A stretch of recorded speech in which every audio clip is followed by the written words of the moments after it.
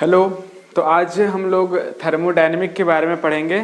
Thermodynamic ये जो topic है, ठीक है, ये जो वीडियो है ये यूजी सेमेस्टर 2 वालों के लिए स्पेशल है, लेकिन इसे और भी लोग जैसे कि क्लास 11 में भी जो थर्मोडायनेमिक का टॉपिक है वो लोग भी इससे पढ़ सकते हैं, ठीक है। और भी बहुत सारे जो कॉम्पिटिशन एग्जामिनेशन है, एंट्रेंस एग्जामिनेशन है, वो लोग भी इसे जो है उससे पढ़ सकते हैं, ठीक है। तो आज हम लोग का जो टॉपिक है वो थर्मोडायनेमिक चैप्टर आज हम लोग पढ़ने वाले हैं, ठीक है। तो देखो सबसे पहला कि थर्मोडायनेमिक आखिर क्या है, ये इसके वर्ड को अगर हम लोग देखें ना, थर्मोडायनेमिक अगर हम लोग देखें तो थर्मोडायनेमिक जो वो दो वर्ड से मिलकर बना हुआ है, ठीक है ना। तो पहला जो वर्ड है वो थर्मो और प्लस क्या है डायनेमिक, इन दोनों को कंबाइन करने के बाद आया है थर्मोडायनेमिक। तो थर्मो का मतलब होता है हीट और डायनेमिक का मतलब होता है क्या, मोशन। तो अगर कभी हीट को मोशन करा दे, यानी कि हीट को एक बॉडी से दूसरे वाले बॉडी में ट्रांसफर कराना, ठीक है, दूसरे वाले से तीसरे वाले में ट्रांसफर कराना, यानी कि हीट का हम मोशन करा रहे हैं, पहले वाले से दूसरे वाले में ट्रांसफर करा रहे हैं। तो इस तरह का जितना भी, और जिसके वजह से जो है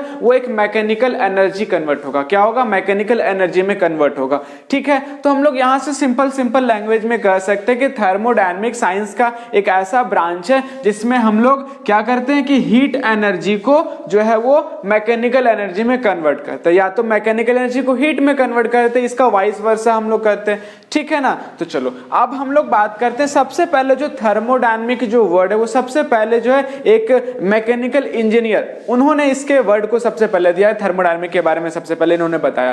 तो वो जो है सबसे पहले वो ज्यादा इंटरेस्टेड थे कि अगर हम लोग हीट एनर्जी से मैकेनिकल एनर्जी में कन्वर्ट करें, से कैसे करें। तो उनका इंटरेस्ट ये था कि हीट एनर्जी को मैकेनिकल एनर्जी में कैसे कन्वर्ट करा जाए, तो वहीं से थर्मोडायनेमिक जो है वो आया। तो थर्मोडायनेमिक जो है वो बेसिकली हम लोग कह सकते हैं कि फिजिक्स का ये टॉपिक है, ठीक है ना, फिजिक्स का टॉपिक है, हीट से कैसे हम लोग मैकेनिकल एनर्जी में कन्वर्ट करें। लेकिन इसके अलावे भी हम लोग और भी बहुत सारे एनर्जी के ट्रांसफॉर्मेशन की बात करते हैं, दूसरे एनर्जी से अगले वाले ट्रांसफॉर्मेशन की, मतलब अलग अलग एनर्जी को ट्रांसफॉर्मेशन की बात हम लोग इसमें करते हैं, ठीक है ना। मैकेनिकल एनर्जी की बात हम लोग कर लेंगे, हम लोग इसमें काइनेटिक एनर्जी की बात कर लेंगे, पोटेंशियल एनर्जी के कन्वर्जन की बात कर लेंगे, हम लोग फिजिकल केमिकल एनर्जी की बात कर लेंगे। तो अलग अलग एनर्जी के कन्वर्जन की हम लोग स्टडीज में करते हैं, ठीक है, क्लियर है। चलो अब थर्मोडायनेमिक जो है, जैसा कि बताएं कि फिजिक्स का भी टॉपिक है, ये केमिस्ट्री का भी टॉपिक है, केमिस्ट्री में हम लोग उसको थर्मोडायनेमिक चैप्टर ये पढ़ना होता है। तो थर्मोडायनेमिक जो है इस साइंस का एक ऐसा ब्रांच है, हम लोग यहाँ पर केमिस्ट्री का ब्रांच या फिर फिजिक्स का ब्रांच हम लोग यहाँ नहीं कहेंगे, क्योंकि दोनों में ये आता है, ठीक है ना। तो थर्मोडायनेमिक जो है साइंस का ऐसा ब्रांच है, thermodynamic is the branch of science, ठीक है। Thermodynamic is the branch of science which deals with the study of quantitative relationship between heat and other form of energy तो यहां पर एक वर्ड आया है क्वांटिटेटिव। दो तरह का प्रॉपर्टीज होता है, ठीक है ना, किसी भी बॉडी का दो तरह का प्रॉपर्टीज होता है, एक हम लोग कहते हैं क्वांटिटेटिव प्रॉपर्टीज और एक कहा जाता है क्वालिटेटिव प्रॉपर्टीज। तो क्वालिटेटिव प्रॉपर्टी एक ऐसा प्रॉपर्टी जो किसी भी सब्सटेंस के क्वालिटी पर डिपेंड करेगा, उसके क्वालिटी को एक्सप्रेस करेगा, क्वालिटी के बारे में बताएगा, ठीक है ना। और क्वांटिटेटिव उसके क्वांटिटी के बारे में बताएगा, कितना है वो, उसका अमाउंट के बारे में बताएगा, कितना क्वांटिटेटिव है, ठीक है ना। तो ये थर्मोडायनेमिक साइंस का एक ऐसा ब्रांच है जिसमें हम लोग जो है वो quantitative relationship between heat and other form of energy में कन्वर्ट करते हैं। हीट कितना दिया जाएगा, उसका अमाउंट कितना होगा, कि हमारा वर्क डन कितना होगा, ठीक है ना, हमारा जो एनर्जी में कन्वर्जन होगा वो कितना होगा। तो थर्मोडायनेमिक जो है साइंस का एक ऐसा ब्रांच है जिसमें हम लोग thermodynamic that branch of science which deals with the quantitative, क्या है, quantitative relationship between heat and other form of energy। Clear है। चलो अब ये जो थर्मोडायनेमिक जो चैप्टर हमारा है वो थर्मोडायनेमिक चैप्टर केवल 3 लॉ पर बेस्ड है, यही तीनों लॉ पर पूरा थर्मोडायनेमिक चैप्टर हम लोग समाप्त करेंगे, ठीक है ना। थर्मोडायनेमिक चैप्टर पहला हमारे पास में क्या, फर्स्ट लॉ ऑफ थर्मोडायनेमिक क्या होता है हम लोग अगले वाले वीडियो में जो जानेंगे। उसके बाद second law of thermodynamic details हम लोग उसके बारे में पढ़ने वाले, थर्ड लॉ ऑफ थर्मोडायनेमिक, उसके बाद एक और इसके तीनों के अलावा एक और लॉ होता है जिसे हम लोग जीरो लॉ ऑफ थर्मोडायनेमिक कहते हैं, ठीक है ना। अब ये जो लॉ है ना, तीनों लॉ, ये तीनों लॉ जो है वो हमारे एक्सपीरियंस के बेस पर बनाया गया है। हम लोगों का जो एक्सपीरियंस है ना, उसके एक्सपीरियंस के बेस पर इन तीनों लॉ को बनाया गया है। इसका कोई थ्योरेटिकल प्रूव नहीं है कि हम लोग थ्योरी के अकॉर्डिंग इसका प्रूव करें, ठीक है ना। तो हमारे ह्यूमन के एक्सपीरियंस से इसको बनाया गया है कि हीट जो है ट्रांसफर करता है एक बॉडी से दूसरे वाले बॉडी में, किस तरह से करता है जो हम लोग एक्सपीरियंस करें, और एक्सपीरियंस करने के बाद हम लोग उसके लॉ को दिए। अब जो इसके बाद ये हमारा इंट्रोडक्शन रहा कि थर्मोडायनेमिक क्या है, उसके बारे में हम लोग जाने क्या क्या हम लोग इसमें पढ़ने वाले। अब थर्मोडायनेमिक हम लोग क्यों पढ़ते हैं, उसका क्या इंपॉर्टेंस है, अब हम लोग इंपॉर्टेंस के बारे में जो इसको देखते हैं।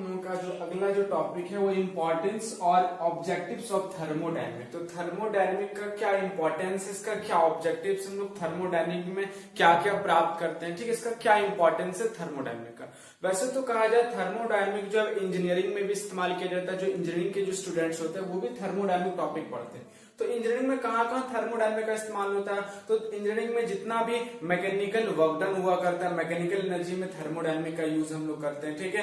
फ्यूल्स जितना भी है, फ्यूल्स वगैरह में इसका यूज करा जाता है, ठीक है। मैकेनिकल एनर्जी से किसी इंजन को बना रहा है, इंजन के बनाने में थर्मोडायनेमिक का यूज हम लोग करते हैं, ठीक है ना, इंजन वगैरह में। उसके बाद इसका यूज फिजिक्स में भी करा जाता है। फिजिक्स में बहुत सारा लाइट एनर्जी जो होता है, लाइट में, ठीक है ना, वहां पर थर्मोडायनेमिक का यूज हम लोग करते हैं। मैकेनिक्स में जितना भी हम लोग पढ़ते हैं वहां पर इसका यूज इस्तेमाल करते हैं। तो बहुत सारे ब्रांचेस में, फिजिक्स में भी हम लोग थर्मोडायनेमिक का यूज हम लोग करते हैं। उसके अलावा केमिस्ट्री में जो हम लोग क्या करते हैं, केमिस्ट्री में इसका क्या रोल है, क्यों हम लोग इसको पढ़ते हैं, क्या इसका इंपॉर्टेंस है केमिस्ट्री के पॉइंट ऑफ व्यू से देखिए तो सबसे पहला जो केमिस्ट्री में अगर बात करें तो ये जो है सबसे पहला हम लोग को ये प्रिडिक्ट करता है, ठीक है ना, ये प्रेडिक्ट करेगा कि कितना फिजिबल है हमारा प्रोसेस। फिजिबिलिटी का मतलब रिएक्शन हमारा पॉसिबल है या नहीं है, उसके फिजिबिलिटी के बारे में बताएगा कि रिएक्शन का क्या फिजिबिलिटी है, ठीक है ना, यानी कि कौन रिएक्शन अकर होगा, कौन रिएक्शन नहीं होगा, कौन सा रिएक्शन स्पॉन्टेनियस होगा, कौन सा रिएक्शन स्पॉन्टेनियस नहीं होगा, कौन सा रिएक्शन इक्विलिब्रियम होगा, वो सब के बारे में हम लोग को प्रिडिक्शन देगा कौन, थर्मोडायनेमिक हम लोग को देगा, ठीक है ना।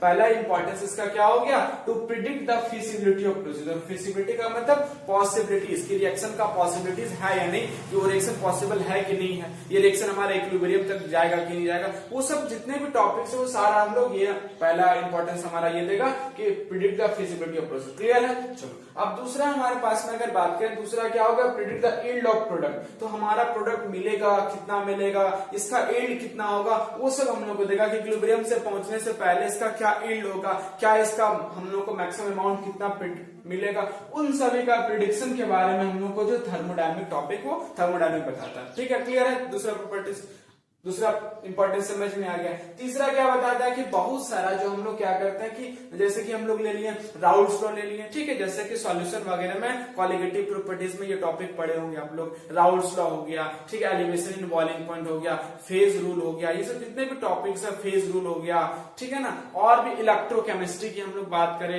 ठीक है, उसके बाद हम लोग रिडक्स रिएक्शन हम लोग जो पढ़ते हैं वहां पर जो स्पॉन्टेनियस रिएक्शन है या नहीं है, वो सब जितने भी टॉपिक है वो सारे टॉपिक का जो जनरलाइजेशन है, सारा जनरलाइजेशन क्या होगा, उसका जनरलाइजेशन का जो डिडक्शन हो गया, वो जो हम लोग प्रूफ लाते हैं उसका, वो किसके बेसिस पर, तो थर्मोडायनेमिक के बेसिस पर इसको हम लोग स्टडी करते हैं, ठीक है ना। तो इसका तीन इंपॉर्टेंस हम लोग देखते हैं केमिस्ट्री में। सबसे पहला कि कोई भी रिएक्शन का फिजिबिलिटी के बारे में बताया कि रिएक्शन हमारा पॉसिबल है कि नहीं है, ठीक है। दूसरा प्रॉपर्टीज हम लोग को ये बताया कि यील्ड कितना हो रहा है, प्रिडिक्ट करेगा कि कितना कोई भी केमिकल रिएक्शन का यील्ड उसका कितना। और तीसरा क्या करेगा, डिडक्शन करेगा किस चीज के बारे में, तो जनरलाइजेशन ऑफ कुछ फिजिकल केमिस्ट्री, फिजिकल केमिस्ट्री का जनरलाइजेशन के बारे में डिडक्स करेगा, जैसे कि राउल्स लॉ।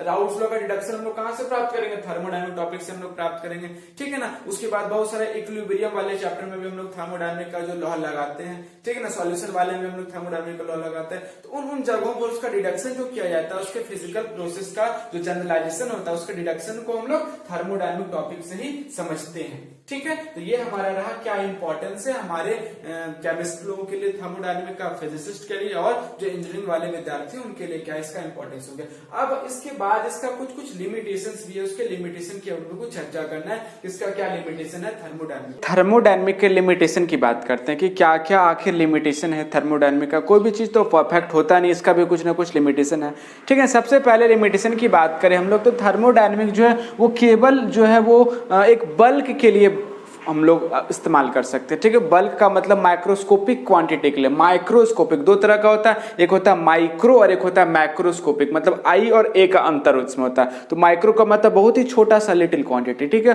और मैक्रो क्वांटिटी का मतलब बहुत ही बल्क क्वांटिटी में बहुत बड़ा क्वांटिटी। तो ये केवल और केवल जो है मैक्रो क्वांटिटी यानी बल्क वाले क्वांटिटी में ही इस्तेमाल कर सकते हैं, थर्मोडायनेमिक अप्लाई होगा। ये छोटे से क्वांटिटी के लिए, यानी कि एटम के लिए या मॉलिक्यूल्स के लिए, आयन के लिए, एक सिंगल के लिए, इंडिविजुअल के लिए इस्तेमाल नहीं हो सकता। जब भी इस्तेमाल करेंगे बल के लिए करेंगे, ठीक है। It deals with the properties like temperature, जो भी प्रॉपर्टीज है, टेम्परेचर की बात करें हम लोग या फिर हम लोग प्रेशर की बात करें हम लोग, ठीक है ना, विद द मैक्रोस्कोपिक क्वांटिटी, हम लोग हमेशा मैक्रोस्कोपिक क्वांटिटी में ही इसको अप्लाई करते हैं, ठीक है ना। ये जो है माइक्रोस्कोपिक के लिए इस्तेमाल नहीं होगा कि एक इंडिविजुअल एटम की बात करें, ये वाला इंडिविजुअल एटम, इसमें हम बोलेंगे कि इसका टेम्परेचर कितना है, इसका प्रेशर कितना, वो हम लोग नहीं बता सकते, ठीक है। वो हम लोग थर्मोडायनामिक में नहीं करेंगे, ये हम लोग थर्मोडायनामिक्स में इस्तेमाल नहीं कर सकते। केवल किस में कर सकते हैं, तो बल्क में अगर लिए उसको मैक्रो में लिए, मैक्रो क्वांटिटी में लिए, तब इसका इस्तेमाल कर सकते हैं। तो यहां पर ये इसका पहला लिमिटेशन हो गया कि deals with properties like temperature, pressure with only macroscopic quantity, ठीक है, not in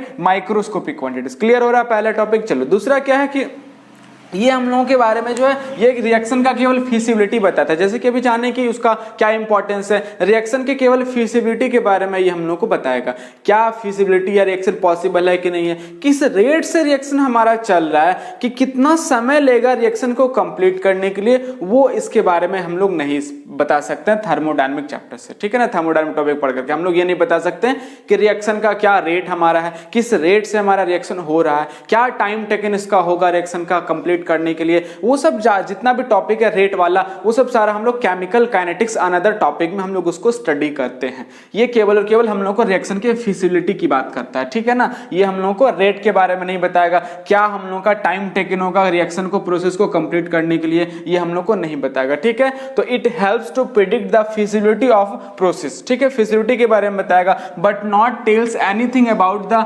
rate of reaction और time taken for the process to complete, इसके बारे में नहीं बताएगा। ये क्लियर हो गया। दूसरा इसका लिमिटेशन क्या होगा। थर्ड लिमिटेशन की अगर हम लोग बात करें, तीसरा लिमिटेशन का ये हो गया कि ये केवल फाइनल स्टेज और इनिशियल स्टेज और फाइनल स्टेज के बारे में ही बताता है हम लोग को, कि कोई भी इसका टेम्परेचर या कोई भी इसका प्रेशर हो गया, वो केवल फाइनल स्टेट में क्या है और उसका इनिशियल स्टेट में क्या है, वही हम लोग को बताएगा थर्मोडायनामिक्स से। इसके पाथ में, ये रास्ता जो पाथ हो रहा है, जो प्रोसेस चल रहा है, उसके पाथ का कितना टेम्परेचर होगा, पाथ में क्या प्रेशर होगा, वो नहीं बताएगा ये, ठीक है ना। तो it concert itself only with the initial and final state of system। कोई भी सिस्टम ये जहां रिएक्शन हम लोग करा रहे हैं ना, अभी हम लोग जानेंगे सिस्टम क्या होता है, ठीक है, बहुत सारे टॉपिक की बात हम लोग करने वाले हैं बेसिक। तो सिस्टम, कोई भी सिस्टम में करा रहा है रिएक्शन ना, तो उस सिस्टम का फाइनल स्टेट क्या है और इनिशियल स्टेट क्या, उसके बारे में हम लोग को ये बताएगा। उसके प्रोसेस में जो पाथ है ना, उस पाथ में क्या प्रोसेस में क्या है, वो हम लोग को नहीं बताएगा, कि पाथ में कैसा टेम्परेचर है, कैसा प्रेशर है, कैसा एंट्रोपी है, वो सब हम लोग को नहीं बताएगा ये। तो ये रहा इसका थर्मोडायनामिक का इसका क्या लिमिटेशन है। क्लियर हो गया। पहला लिमिटेशन हम लोग ये देखते हैं कि क्या बताएगा, कि केवल मैक्रो में ये काम करेगा, पहला ये, ठीक है ना, माइक्रो में काम नहीं करेगा ये। दूसरा फिजिबिलिटी बताएगा, रेट ऑफ रिएक्शन नहीं बताएगा। तीसरा कि ये जो इनिशियल और फाइनल स्टेट के बारे में बताएगा, उसके पाथ के बारे में नहीं बताएगा। ये हमारा रहा इसका थर्मोडायनामिक का क्या लिमिटेशन है। अब का जो टॉपिक है, अब हम लोग कुछ बेसिक कंसेप्ट की बात करते हैं, कुछ बेसिक टर्म्स की बात करेंगे जो थर्मोडायनामिक में हर जगह यूज होने वाला है।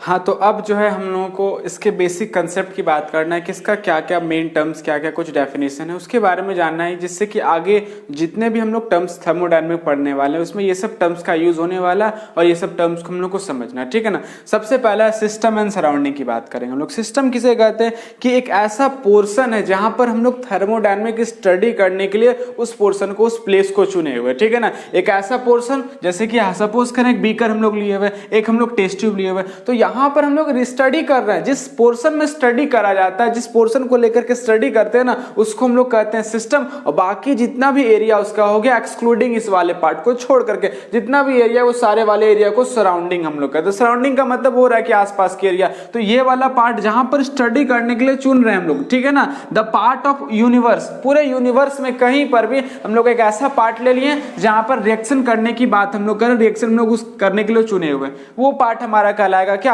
सिस्टम कहलाएगा। और उस प्लेस को छोड़कर बाकी भी जितना एरिया, वो सारा एरिया क्या कहलाएगा, सारा एरिया को सराउंडिंग। जैसे सपोज यहाँ पर ये क्लासरूम है, हम लोग इस क्लासरूम में क्या स्टडी कर रहे हैं, मानकर चलो कि सपोज करो कि थर्मोडायनामिक स्टडी कर रहे हैं, पूरा क्लास पढ़ रहा है बच्चा लोग, ठीक है ना। तो इस जगह पर पूरा पार्ट मेरा क्या हो जाएगा, सिस्टम हो जाएगा। और इस प्लेस को छोड़कर यूनिवर्स में जितने भी एरिया रिमेनिंग पोर्शन है, वो सारे रिमेनिंग पोर्शन को हम लोग कहेंगे सराउंडिंग कहेंगे, ठीक है। सपोज अगर हम एक, मेरे पास एक कोनिकल फ्लास्क, अब ये कोनिकल फ्लास्क में हम इस फ्लैश के अंदर, ये कोनिकल फ्लैश के अंदर ये वाला जो मेरे अंदर में यहाँ पर जो स्टडी कर रहे हैं ना, जो रिएक्शन करा रहे हैं अंदर में, तो ये अंदर वाला जो पोर्शन हो गया हमारा क्या सिस्टम कहलाएगा, ये पूरा पार्ट सिस्टम कहलाएगा। और बाकी जितना भी ये प्लेस है ना, सारे प्लेस को, पूरे यूनिवर्स के पूरे प्लेस को हम लोग कहते हैं क्या, सराउंडिंग कहते हैं। उसी तरह से हम लोग अगर सपोज करते हैं कि हम एक टेस्ट ट्यूब लिए हुए, एक टेस्ट ट्यूब है, इस टेस्ट ट्यूब के अंदर जो रिएक्शन हम करा रहे हैं ना, तो ये रिएक्शन जो कराया जा रहा है, तो इस पूरे चीज को हम लोग कहेंगे सिस्टम। और बाकी जितना भी प्लेस है, सारे प्लेस को हम लोग कहते हैं क्या, सराउंडिंग कहते हैं। तो उम्मीद करते हैं कि समझ में आ गया होगा